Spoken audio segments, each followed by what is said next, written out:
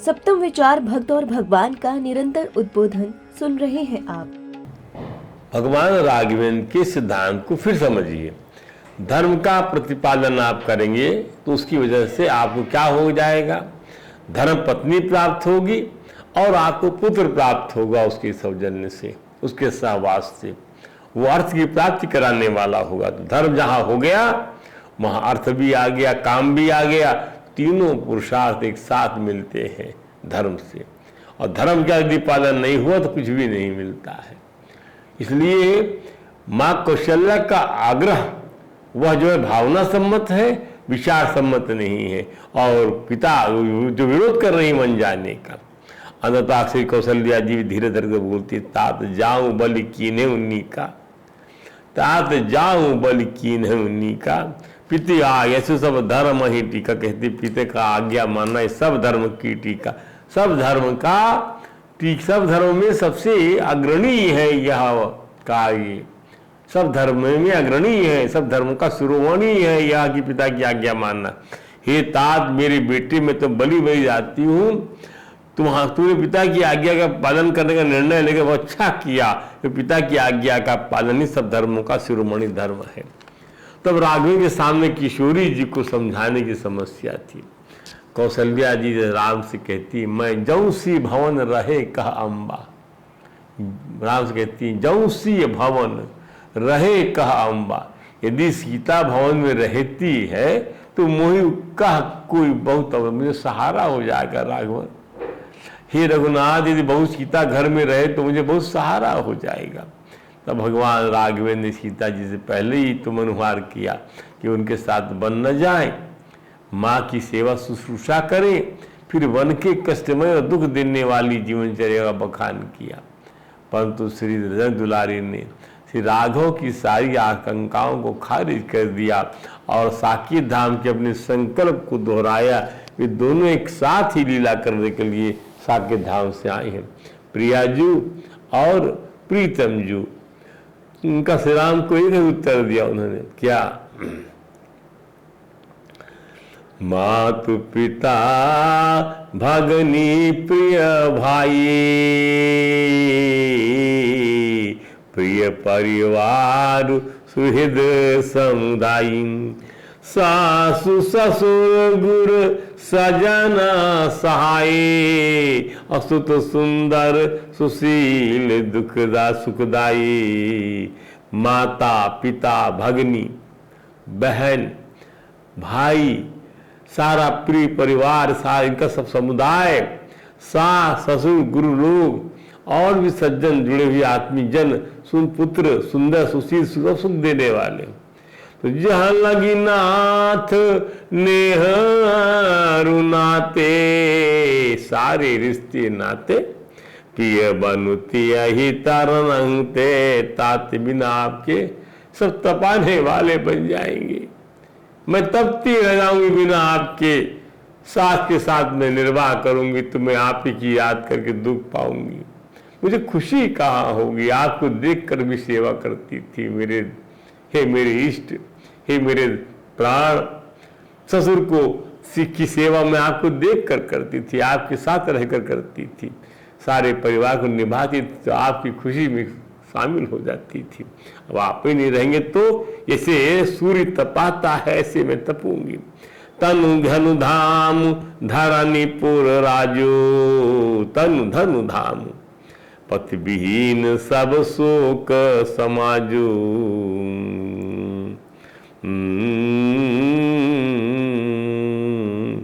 यह ताप पति की कमी रूप संताप से उत्पन्न होता है और मानसिक होता था। इसका कष्ट सूर्य के ताप से भी अधिक पीड़ादायक है, क्योंकि सूर्य का ताप मन के ताप को मिटाने की सामर्थ्य नहीं रखता। तन धन गाम धरणीपुर राजू, पति विहीन सब शोषण, भोग रोग सम भूखन भारू। आभूषण भार रखते हैं बिना पति के, क्या पहना जाए, पति है नहीं। और भोग जो है रोज समान रखता, क्या खाऊं, खीर कचौड़ी, समोसे बालूशाही रसगुल्ले गुलाब जामुन, ये सब रोग लगता है। वो जम जात ना सर इस संसार में यम की यातना लगता है ये भोग। प्राणनाथ तुम बिनु जग माही। हे प्रभु, राघव में कह रही सीता जी, हे न प्रभु मो कहूँ सुखद कथा हूँ कछु नाई, मुझे कहीं सुख नहीं मिलेगा आपके बिना। जिया बिनु देह नदी बिनु बारी, जैसे शरीर बिना आत्मा के हो जाता है, प्राण के सही शरीर मुर्दा हो जाता है, जल के बिना जो है नदी जो है सूखी हो जाती है, तैसे ही नाथ पुरुष बिनु नारी, नारी वैसी ही है प्रभु पुरुष के बिना।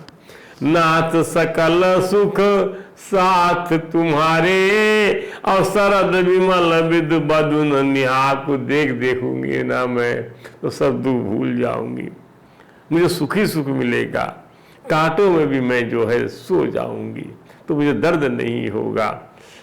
आप कांटे निकालोगे, आप पंखा झेलोगे, मैं आपका पंखा झेलूंगी, प्यार से बड़ी बड़ी रातें कट जाती, बड़ा बड़ा दुख कट जाता है। मानस का ये जो अध्याय है अयोध्या कांड का, ये जान है, जान। तो इस पर भगवान राघवेंद्र किशोर जी को जंगल की भयानक जीवनचर्या समझाई, कंदमूल आहार खाओगी, हिंसक पशुओं का डर बताया। तो परंतु श्री जनक दुलारी का निश्चय कच्ची भावना पर आधारित नहीं था, उन्होंने कतई स्वीकार नहीं किया अपने निर्णय में पुनर्विचार करने का। वो कहती हैं मैं जाऊंगी तो तुम्हारे साथ ही जाऊंगी, तुम बन जाओगे तो मैं भी बन जाऊंगी।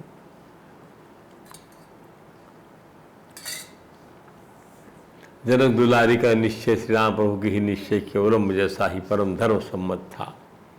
सीता राम लीला के लिए ही तो दो हैं, अन्यथा भी तो एक ही है। अब रामचरित में लक्ष्मण जी की भूमिका को समझने का प्रयत्न करते हैं। श्री लक्ष्मण जी को श्री राघवेंद्र के बिना कुछ भी अभिष्ट नहीं है। वे अपने भ्राता रघुनाथ से कहते हैं क्या, देवलोकाक्रमणम नामरत्वम अहम वृणे, न देवलोक चाहता हूं न आपके बिना मैं स्वर्ग जैसा अमर होने और संपूर्ण लोगों का ऐश्वर्य प्राप्त करने की इच्छा भी नहीं रखता। नामरत्वम अहम वृणे ऐश्वर्य चापि लोकानाम कामयेन त्वया, बिना लोगों का ऐश्वर्य नहीं चाहता बिना आपके में। एवं ब्रुवाण सौमित्र वनसावासाय निश्चिता, वनवास के लिए निश्चित जा करके ऐसी बात कहने वाले सुमित्रा कुमार लक्ष्मण को श्री रामचंद्र जी बहुत से सांत्वना प्रवचन कहते हैं। रामेण बहुवी सांत्वयी निषिद्धा पुनः ब्रवीत, वन में चलने से मना कर दिया कि बहुत सांत्वना देते हुए कहा कि मत चलो न चलो। लक्ष्मण जी कहते हैं अनुज्ञातस्त्वता पूर्वमेव इदस्म्यहम् कि विदानी पुनरपि कृते मे निवारण, भैया आपने तो पहले से मुझे अपने साथ रखने की आज्ञा दे रखी है, पर इस समय आप मुझे क्यों रोकते हैं। श्री राघवेंद्र से लक्ष्मण जी को वह कारण बताया कि हे लक्ष्मण, हो सकता है कि महारानी कैकेयी मेरे वियोग में डूबी हुई मेरी माता और तुम्हारी माता तथा अन्य माताओं से 100 दृष्टि से अच्छा बर्ताव न करे, और चूंकि श्री भरत अपनी माता के अधीन रहकर दुखिया कौशल्या और सुमित्रा माता का भरण नहीं कर पाए, तो तुम्हें यहाँ रहकर माताओं सहित संपूर्ण अयोध्या के लोगों का प्रतिपोषण करना होगा, गुरु पिता माता प्रजा और परिवार का ध्यान रखना होगा, इसलिए तुम मेरे साथ वन गमन मत करो। राघवेंद्र कहते हैं एवं मैचते भक्ति भविष्यति सुदर्शिता धर्म पूजायाम धर्मश्चावतलो महान। हे लक्ष्मण, ऐसा करने से मेरे प्रति जो तुम्हारी भक्ति है वह दर्शनीय हो जाएगी, साथ ही धर्म गुरुजनों की पूजा करने से जो अनुपम एवं महान धर्म होता है वह भी तुम्हें प्राप्त हो जाएगा। श्री राघव ने यह भी कहा कि हे सौमित्र, हे रघुकुल आनंद कन, तुम मेरे लिए ऐसा ही करो, क्योंकि हम लोगों से बिछड़ी हमारी माँ को कभी भी सुख नहीं मिला, सुख नहीं होगा, वह सदा हमारी चिंता में डूबी रही, तुम उनका ख्याल करना। इस पर लक्ष्मण जी महाराज ने राघव के चरण पकड़ लिए और राघवेंद्र की सारी आशंकाओं को निरस्त कर दिया। उन्होंने स्पष्ट कर दिया, हे रघुकुल तिलक, आपके प्रभाव से ही, आपके तेज से ही भरत माता कौशल्या सुमित्रा दोनों का पवित्र भाव से पूजन करेंगे, अन्यथा करने की स्थिति में मैं सारी त्रिलोकी का ही वध कर डालूंगा। माता कौशल्या तो स्वयं ही मेरे जैसे सहस्त्रों मनुष्यों का भरण पोषण कर सकती, क्योंकि उन्हें अपने आश्रितों के पालन के लिए 1000 गांव मिले हुए हैं। 1000 गांव की वो जो है जागीर उनको दे रखी है महाराज ने। लक्ष्मण प्रभु से अन्वय करते लक्ष्मण जी भगवान से कहते हैं, कुरुष्व मामचरम भय धर्म्याने विद्यते कृतार्थो अहम भविष्यामि तव चार्था प्रकल्पते। हे नाथ, आप मुझ अपना अनुगामी बना लीजिए, इसमें कोई धर्म की हानि नहीं होगी, मैं कृतार्थ हो जाऊंगा तथा आपका प्रयोजन भी मेरे द्वारा सिद्ध हुआ करेगा। लक्ष्मण ये कहते हैं, प्रभु मैं धनुष बाण सहित खंती और पिटारी लिए हुए आपका रास्ता दिखाता हुआ आपके आगे आगे चलूंगा, प्रतिदिन आपके लिए कंदमूल का आहार रहूंगा, तपस्वियों के लिए वन में मिलने वाली अन्यान हवस जुटाता रहूंगा। आप भाभी के साथ जब पर्वत शिखरों पर भ्रमण करेंगे तो वहां आप जागते हो या सोते हो, मैं हर समय आपके लिए सभी आवश्यक कार्य पूर्ण करूंगा। लक्ष्मण जी सेवा के साथ पूर्ण समर्पण भी प्रस्तुत करते हैं। वे कहते हैं, जहाँ लगी जगत स्नेह सगाई, प्रीति प्रतीति निगम निजुगाई। अरे जहाँ तक जगत में स्नेह का संबंध है, प्रेम और विश्वास है, और वेदों ने इसका स्तुतिगान किया। हे दीन बंधु मोरे सब एक तुम स्वामी, हे अंतर्यामी मेरे लिए सब कुछ केवल आप ही हो। दीन बंधुर अंतर्यामी, धर्म नीति उपदेश ये ताही, कीर्ति भूति सुगति प्रिय जाही। मन क्रम वचन चरण रत होई, अकृपा सिंधु परिहरि कोई सोई। हे नाथ, धर्म और नीति का उपदेश तो उनके लिए होता है जो यश चाहते हैं, जो ऐश्वर्य चाहते हैं और जो सद्गति चाहते हैं। परंतु हे कृपा सिंधु, जो वन वचन और कर्म से आपके चरणों की प्रीति चाहता हो, तो उसके लिए इन उपदेशों का क्या औचित्य है। उसके त्याग को तो प्रश्न ही नहीं उठता। रघुनाथ प्रसन्न हो गए, लक्ष्मण कुछ चरणों से उठा हृदय से लगा कहा, जाओ तात, शीघ्र ही माँ से आज्ञा ले आओ, ताकि शीघ्र ही वन को प्रस्थान किया जाए। वन गमन की आज्ञा मांगने पर सुमित्रा माता ने अपने लक्ष्मण से कहा, पुत्रवती जुवती जग सोई, रघुपति भगतु जासु। जिसका पुत्र रघुपति का भगत हो वही स्त्री पुत्रवती है, अन्यथा वो पुत्र वाली होकर भी उसको पुत्रवती का सौभाग्य नहीं दिया जा सकता। क्या बात है।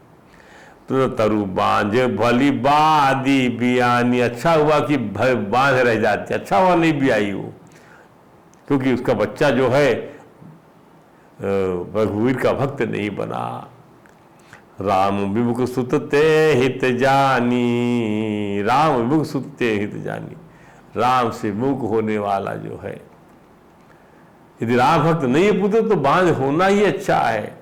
तो तुम्हारे ही भाग रामो बन जाही, और दूसर ही तू तात कछु नाही। सकल सुकृत कर बड़ फलेहु, राम सिय पद सहज सनेहु। पुत्र यदि राम भक्त तो ही तुम भाग्यवान हो पुत्र, राघव का वनगमन तुम्हारी कीर्ति का विस्तार करने के लिए हो रहा है, और कोई अन्यथा कारण क्या हो सकता है। समस्त सत्कर्मों के अनुष्ठान का पूरा अंतिम फल यही है कि सीता चरणों में जीव का स्वाभाविक प्रेम हो जाए। माता सुमित्रा यह भी कहती है, पुत्र राग, रोष, ईर्ष्या, मद और मोह ये सभी विकार हैं, इनके वश में कभी न होना।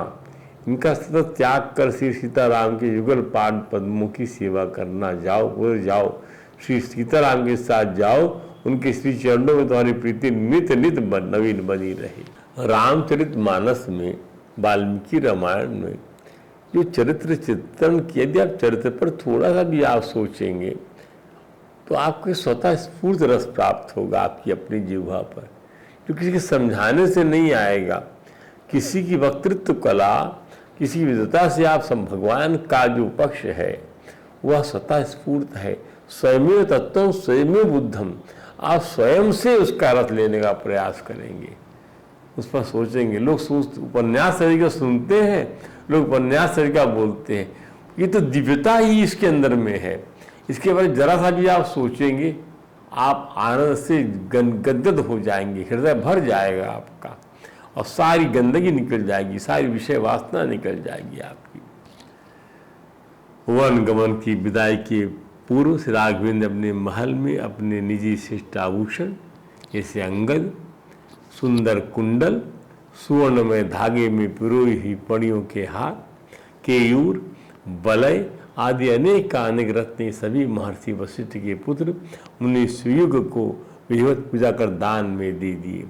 साथ ही सीता जी इच्छानुसार जनक दुलारी के हार, सुवर्ण सूत्र और करधनी आदि सभी श्रृंगार की वस्तुओं को श्री जनक दुलारी की सखी सुयग की पत्नी को उपहार में दे दिए। साथ ही उत्तम बिछौने से युक्त नाना प्रकार के रत्नों से विभूषित पलंग, शत्रुंजय नामक हाथी, स्वर्ण मुद्राएं सुयग को दान कर दिया और सुयग से आशीर्वाद ग्रहण किया। श्री रघुनंदन ने अपने वन गमन के अवसर को यज्ञ अनुष्ठान के मर्म में परिवर्तित कर दिया। कोई भी विषय को आप यज्ञ से परिवर्तित कर दीजिए, आप आनंद से विभूत हो जाएंगे। लोगों को उनका वियोग नहीं, अपितु उनका यह महान कर्म हृदय तक स्पर्श कर गया। इस मुनि सुयज्ञ और उनकी पत्नी तक यह दान और उपहार दिए जाने का क्रम नहीं थमा। श्री राघवेंद्र ने लक्ष्मण जी को आदेशित किया, ये महर्षि अगस्त्य, महामुनि विश्राम सहित सभी उत्तम ब्राह्मणों को बुलाकर उनकी रत्नों से पूजा करो, उनको हजारों गायों का दान करो, स्वर्ण मुद्राएं, रज मुद्राएं और बहुमूल्य मणियों से उन्हें संतुष्ट करो। राघवेंद्र कहते हैं कि हे लक्ष्मण, अनेकानेक वेद पाठी ब्राह्मण जो माँ कौशल्या के प्रति भक्ति भाव रखकर उन नित्य प्रति आशीर्वाद देते हैं, उन सभी को सवारी, दास दासी, रेशमी वस्त्र और उनकी इच्छा अनुसार धन देकर संतुष्ट करो। हमारे सारथी चित्ररथ को भी, जो अनेक वर्षों से राजकुल की सेवा में लगा हुआ है, उसको बहुमूल्य रत्न, वस्त्र और धन देकर संतुष्ट करो। उन सभी को भी रत्नों से लदे हुए 80 ऊंट, चावल का भार ढोने वाले 1000 बैल तथा चने, मूंग आदि का भार ढोने वाले 200 बैल और दिलवाओ। श्री रघुनाथ पुनः कहते हैं,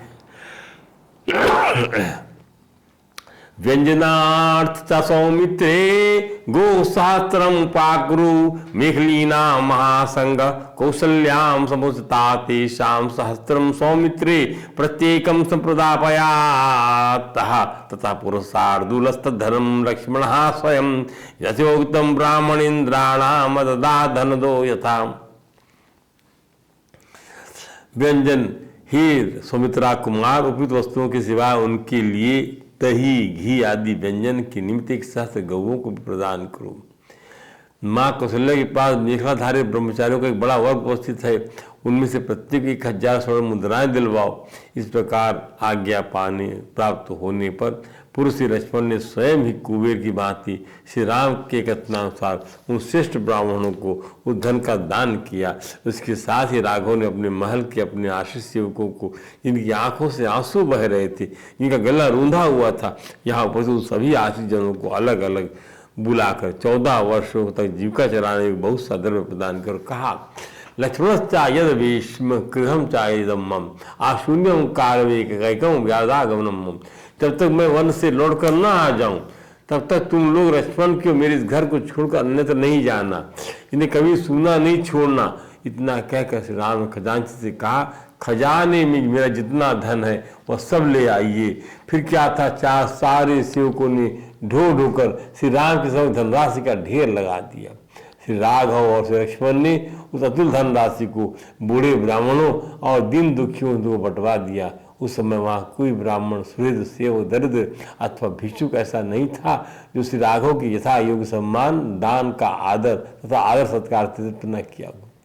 और कितना अद्भुत है रामचरित। श्री राघव परम ज्ञान है, मिथिला कुमारी परम भक्ति है, तो राघव की आह्लादी शक्ति का सार सर्वस्व है मिथिला कुमारी सीता जी।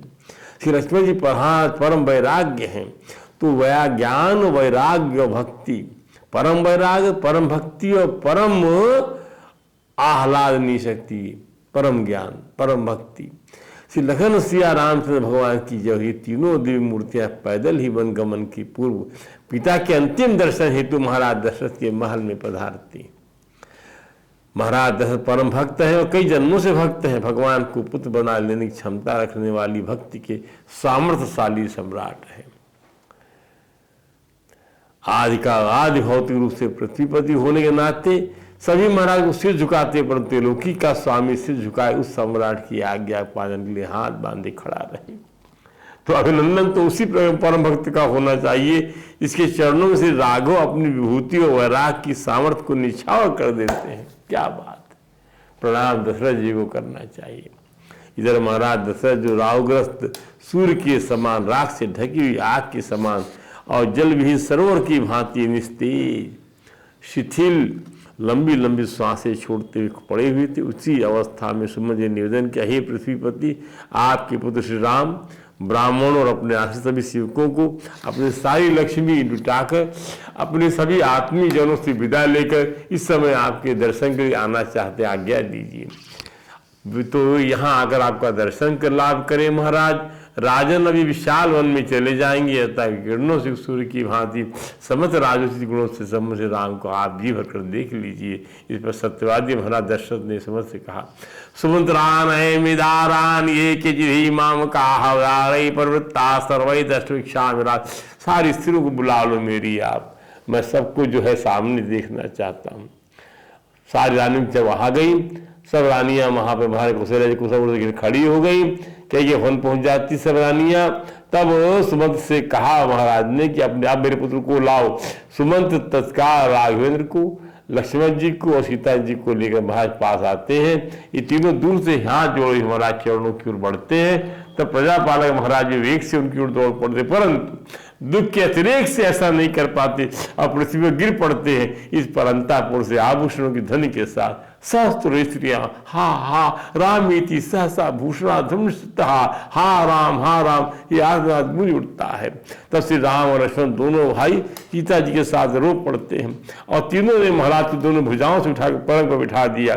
2 घड़ी बाद जब महाराज चेत हुआ तो श्री राम ने अपने लिए, श्री लक्ष्मण सीता जी के लिए महाराज के से दनगा जन जाने की आज्ञा मांगी। तब महाराज ने कहा, हे राघव, मैं कैकेयी को दिए वरदान के कारण मुंह में पड़ गया, तुम मुझे कैद करके स्वयं अयोध्या के राजा बन जाओ। तब श्री राघव ने दोनों हाथ जोड़कर अपने पिता महाराज कहा, हे पिता श्री, आप सहस्त्रों वर्षों तक इस पृथ्वी के सम्राट बने रहे, मैं तो वन में ही निवास करूंगा, मुझे राज्य लेने की इच्छा नहीं है।